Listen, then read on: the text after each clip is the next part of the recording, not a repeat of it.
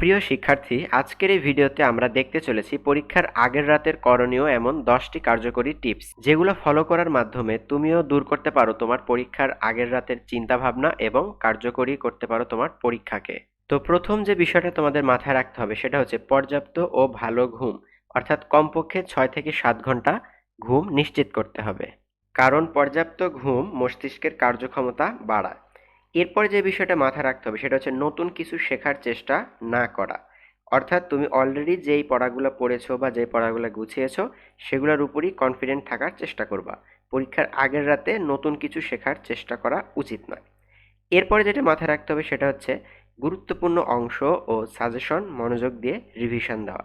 অর্থাৎ ধরো বাংলার ক্ষেত্রে যদি হয় তাহলে কবি পরিচিতি, পাঠ পরিচিতি অথবা গুরুত্বপূর্ণ যে লাইনগুলা, গুরুত্বপূর্ণ যে সংলাপগুলা, এবং অন্যান্য পরীক্ষার ক্ষেত্রেও যেগুলা জাস্ট গুরুত্বপূর্ণ কি পয়েন্টগুলা, এগুলা পরীক্ষার আগের রাত্রে একটু রিভিশন দিবা।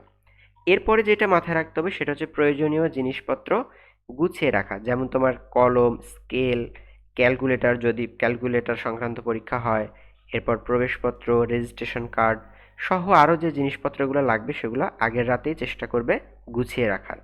এরপরে যেটা মাথায় রাখতে হবে সেটা হচ্ছে পরীক্ষার রুটিন ও কেন্দ্রের তথ্য ভালো মতো দেখে নেওয়া। অর্থাৎ তোমার পরীক্ষা কয়টা থেকে শুরু, কোন কেন্দ্রে শুরু, এগুলোর তথ্য আগের রাতেই সুন্দর মতো সব কিছু দেখে রাখবে।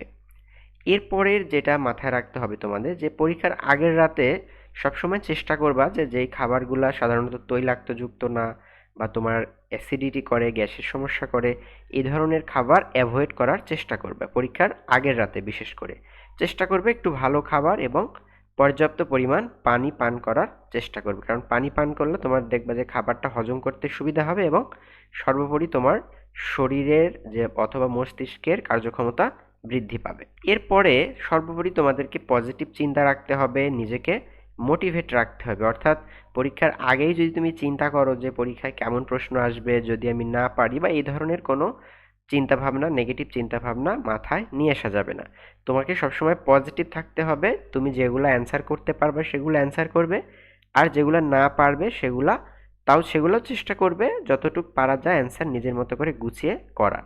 অর্থাৎ নিজেকে পজিটিভ রাখতে হবে এবং মোটিভেট রাখতে হবে যে আমি পারবো, আমাকে দিয়ে হবে, এই ধরনের চিন্তা মাথায় আনবে। আচ্ছা, এরপরে হালকা ব্যায়াম বা একটু হাঁটাহাঁটি করা, এতে করে তোমার দেখা যাচ্ছে শরীরের রক্ত চলাচলটা বৃদ্ধি পাবে, মস্তিষ্কের রক্ত চলাচল বৃদ্ধি পাবে পরীক্ষার আগের রাতে। বিশেষ করে মোট কথা তোমাকে প্যানিকড হওয়া যাবে না, হালকা একটু ব্যায়াম বা হাঁটাহাঁটি করতে পারো, এটা রক্ত চলাচলের জন্য, শরীরের জন্য খুবই উপকারী। এবং সকালে সময় মতো ওঠার জন্য অ্যালার্ম সেট করা, এটা একটা গুরুত্বপূর্ণ।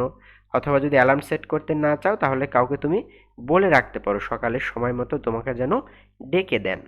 এবং ফাইনালি সর্বোপরি তোমাকে আত্মবিশ্বাসী থাকতে হবে। অর্থাৎ তুমি পারবে, তোমাকে দ্বারা সম্ভব, এই আত্মবিশ্বাসটা তোমার নিজের মধ্যে নিয়ে আসতে হবে।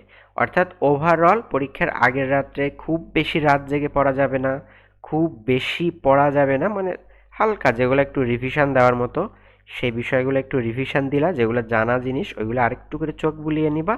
সর্বোপরি চেষ্টা করবে যে পরীক্ষার আগের রাত্রে যেন দ্রুত তুমি ঘুমিয়ে যেতে পারো, দ্রুত ঘুমিয়ে যেয়ে কমপক্ষে 6 থেকে 7 ঘন্টা ঘুম যেন তোমার নিশ্চিত হয়, এই ব্যাপারটা খেয়াল রাখবে। পরীক্ষার আগের রাতে এই বিষয়গুলো যদি আমরা মাথায় রাখি বা ফলো করি তাহলে আশা করা যায় যে তোমার প্রস্তুতি যতটুকু আছে ততটুকুর মধ্যেই তোমার সবচেয়ে বেস্ট যে আউটপুটটা, সেই আউটপুটটা তুমি দিতে পারবা ইনশাল্লাহ।